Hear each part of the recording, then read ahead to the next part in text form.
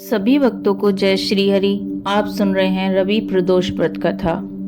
एक समय सर्व प्राणियों के हितार्थ परम पावन भागीरथी के तट पर ऋषि समाज द्वारा विशाल गोष्ठी का आयोजन किया गया।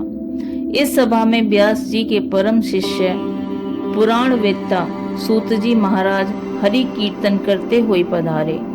सूत जी को आते हुए देखकर सौनकादि 88,000 ऋषि मुनियों ने खड़े होकर उन्हें दंडवत प्रणाम किया। महाज्ञानी सूत जी ने भक्ति भाव से ऋषियों को हृदय से लगाया तथा आशीर्वाद दिया।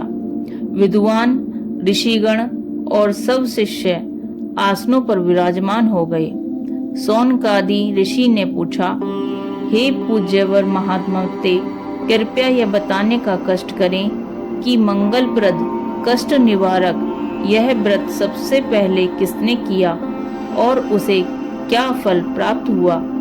श्री सूत जी बोले, आप सभी शिव के परम भक्त हैं। आपकी भक्ति को देखकर मैं व्रती मनुष्य की कथा कहता हूँ। ध्यान से सुनो। एक गांव में अति दीन ब्राह्मण निवास करता था। उसकी साध्वी स्त्री प्रदोष व्रत किया करती थी। उसे एक ही पुत्र रत्न था। एक समय की बात है, वह पुत्र गंगा स्नान करने के लिए गया।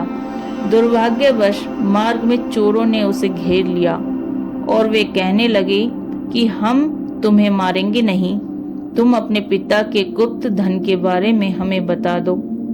बालक दीन भाव से कहने लगा कि बंधुओं, हम अत्यंत दुखी दीन हैं, हमारे पास धन कहाँ है। तब चोरों ने कहा कि तेरे इस पोटली में क्या बंधा है। बालक ने निसंकोच कहा कि मेरी माँ ने मेरे लिए रोटियां दी हैं। यह सुनकर चोरों ने अपने साथियों से कहा कि साथियों, यह बहुत ही दीन दुखी मनुष्य है, हम किसी और को लूटेंगे। इतना कहकर चोरों ने उस बालक को जाने दिया। बालक वहां से चलते हुए एक नगर में पहुंचा। नगर के पास एक बरगद का पेड़ था। वह बालक उसी बरगद के वृक्ष की छाया में सो गया।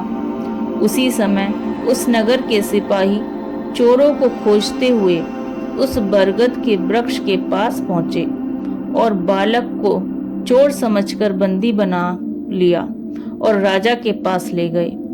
राजा ने उसे कारावास में बंद करने का आदेश दिया। ब्रह्माणी का लड़का जब घर नहीं लौटा तब उसे अपने पुत्र की बड़ी चिंता हुई। अगले दिन प्रदोष व्रत था। ब्रह्माणी ने प्रदोष व्रत किया और भगवान शंकर से मन ही मन अपने पुत्र की कुशलता की प्रार्थना करने लगी। भगवान शंकर ने उस ब्रह्माणी की प्रार्थना स्वीकार कर ली। उसी रात भगवान शंकर ने उस राजा को स्वप्न में आदेश दिया कि वह बालक चोर नहीं है, उसे प्रातःकाल छोड़ दें, अन्यथा उसका सारा राज्य वैभव नष्ट हो जाएगा। प्रातःकाल राजा ने शिवजी की आज्ञा अनुसार उस बालक को कारावास से मुक्त कर दिया। बालक ने अपनी सारी कहानी राजा को सुनाई। सारा वृत्तांत सुनकर राजा ने अपने सिपाहियों को आदेश देकर उस बालक के घर भेजा और उसके माता पिता को राज दरबार में बुलाया। उसके माता पिता बहुत ही भयभीत थे। राजा ने उन्हें भयभीत देखकर कहा, आप भयभीत ना हो, आपका बालक निर्दोष है। राजा ने ब्राह्मण को 5 गांव दे दिए जिससे कि वे सुखपूर्वक अपना जीवन व्यतीत कर सकें। भगवान शिव की कृपा से ब्राह्मण परिवार आनंद से रहने लगा। अतः जो भी मनुष्य रवि प्रदोष व्रत करता है वह प्रसन्न व निरोग होकर अपना पूर्ण जीवन व्यतीत करता है।